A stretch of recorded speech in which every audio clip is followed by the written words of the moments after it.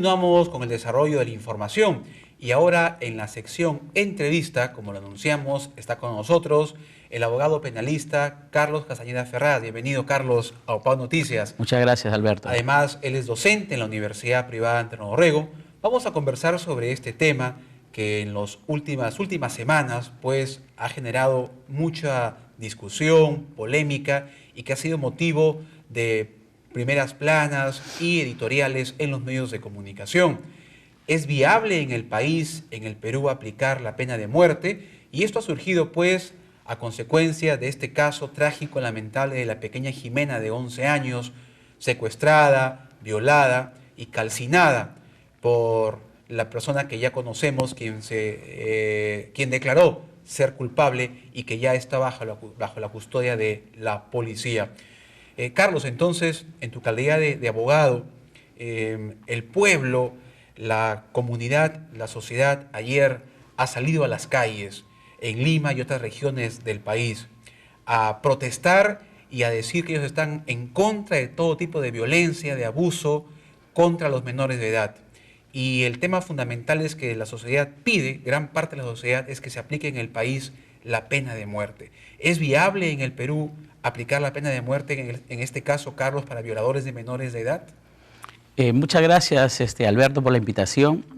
Con relación a lo que me preguntas, es entendible el clamor de la ciudadanía en general y en particular de padres de familia que ven a sus hijos golpeados, lesionados y en este caso hasta muertos luego de un ultraje sexual. Es entendible el reclamo, el clamor de la población para implantar este tipo de castigo tan drástico. Sin embargo, en lo personal, y creo que me afilio a la línea de la generalidad de la mayoría de las personas vinculadas al ámbito jurídico, no es viable de momento aplicar la pena de muerte en nuestro país, dado que el Perú ha suscrito en el año 1978, si no me equivoco, un tratado internacional que se conoce como la Convención Interamericana de Derechos Humanos, o más conocido también como el Pacto de San José de Costa Rica, que prohíbe expresamente aplicar la pena de muerte para estos casos. Entonces, a tu pregunta inicial, es verdaderamente inviable de momento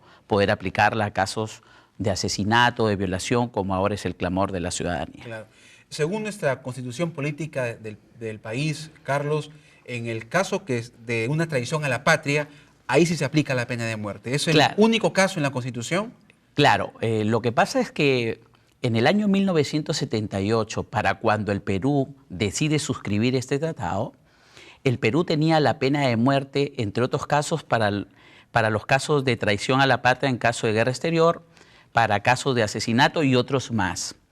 Sin embargo, al suscribir el tratado, este contiene algún articulado específico que prohíbe al país ampliar o extender la pena de muerte para casos distintos a los ya previamente establecidos por cada país.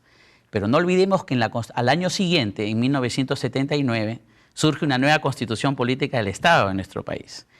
Y en esa constitución se estableció que el único supuesto en que se podía aplicar la pena de muerte era para casos de traición a la patria en caso de guerra exterior y terrorismo, ¿ok? Eliminándose los supuestos que previamente se tenían. Incluso hoy por hoy el tema del terrorismo tiene un cuestionamiento, puesto que se trataría de una inclusión posterior a la suscripción del tratado, y el tratado prohíbe extender justamente la pena de muerte para todo aquel delito que con posterioridad se haya querido ampliar. En ese sentido, actualmente solo es posible la pena de muerte en caso de traición a la patria, en caso de guerra exterior, Correcto. Nada más. Ahora, desde el punto de vista jurídico, ¿qué es lo que le correspondería hacer al Estado? Si bien es cierto, las familias, la sociedad civil ha perdido, ¿no?, la confianza. Cada vez vemos a instituciones como la policía, el Poder Judicial, que no garantizan la transparencia de los procesos.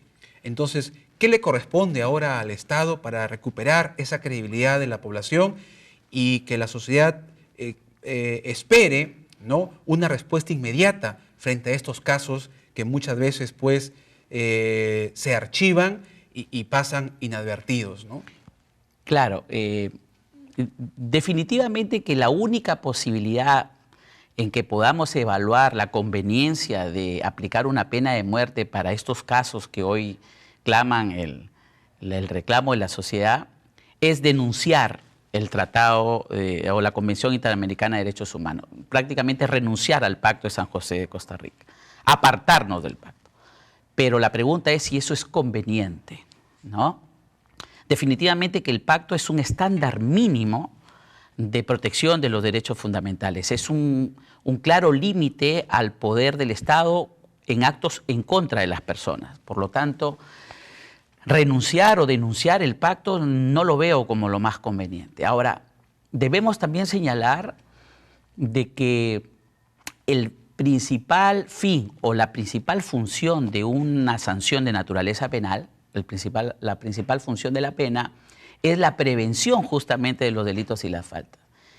Y hasta la actualidad no se ha podido demostrar categóricamente que la pena de muerte tenga fines preventivos más altos que una pena privativa de libertad común y corriente. Que sea la solución al problema. Claro, se dice que la pena de muerte podría ser la solución, sin embargo, no se ha podido demostrar hasta la fecha que la pena de muerte sea más disuasoria que una pena privativa de libertad. Y no solamente eso, sino que también pensemos en que los fallos judiciales, en cualquiera de los casos, no son infalibles. A veces hay un margen de error que la Constitución garantiza a través de una indemnización, pero que cuando se trata de una pena indebidamente impuesta, cuando se trata de penas privativas de libertad, cabe un recurso de revisión, un recurso extraordinario para corregir el error enmendado. Pero en el caso de una pena de muerte, una vez ejecutada el castigo, con una posterior... Es un caso irreversible. Es un caso irreversible. Existe una película que yo invito a toda la colectividad a revisar, muy bonita, muy famosa, que se llama La vida de David Gale. Es una película americana en la que el contenido trata de informar las grandes desventajas que traería aplicar una pena de muerte en países civilizados como el nuestro, ¿no? Entonces, en ese sentido, a tu pregunta, lo que queda es potencializar o reforzar las instituciones. De hecho, hoy por hoy tenemos este lastre de la corrupción que hace que la población piense que las instituciones no están funcionando adecuadamente. Bueno, ahí hay que trabajar en esa parte y naturalmente ser firmes en el manejo, naturalmente, de una lucha contra la corrupción, ¿no?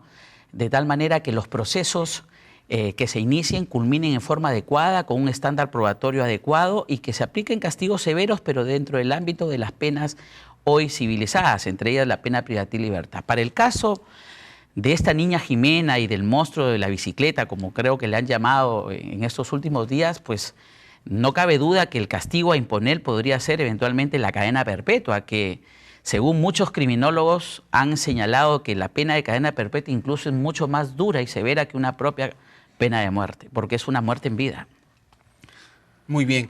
Entonces, y también ya para terminar esta entrevista, lo que se recomienda a los padres de familia es mucha comunicación con los chicos, ¿no? Hay una tarea pendiente ahí de las familias, en el hogar, en la escuela, en la universidad, en todos los niveles, para que los jóvenes pues no sean vulnerables a estos atentados, este tipo de abusos sexuales y también psicológicos o maltratos. Sí, definitivamente, Alberto. Mira, los tiempos han cambiado mucho. Yo tengo ya 40 años, aún recuerdo cuando era niño y en las épocas cuando yo era infante, pues los peligros eran distintos a los hoy existentes. Hoy por hoy los padres tenemos una gran responsabilidad para con los niños. Si bien es cierto, el diálogo es importantísimo porque a través de ello instruimos diariamente a nuestros hijos sobre los peligros a los cuales se van a enfrentar, siempre tenemos que caminar de la mano con ellos, puesto que ahora la sociedad ha evolucionado de tal manera que hoy por hoy no podemos dejar muy autónomos o muy aislados a los hijos o muy independizados a corta edad. Tenemos que hacer una labor verdaderamente titánica sobre cuidado y protección de ellos en las calles y evitar en la medida de lo posible exponerlos a estos riesgos de los cuales no vamos a poder liberarnos tan fácilmente, ¿no? Siempre van a existir estos riesgos. Muy bien, muchas gracias. Estuvo con nosotros el abogado penalista Carlos Castañeda Ferradas, ilustrándonos sobre este tema que es tan polémico de la viabilidad de que en nuestro país se pueda aplicar la pena de muerte para violadores a menores de edad. Gracias, Carlos. Gracias, Alberto. Hacemos una pausa y regresamos con más información en UPAO Noticias, edición mediodía.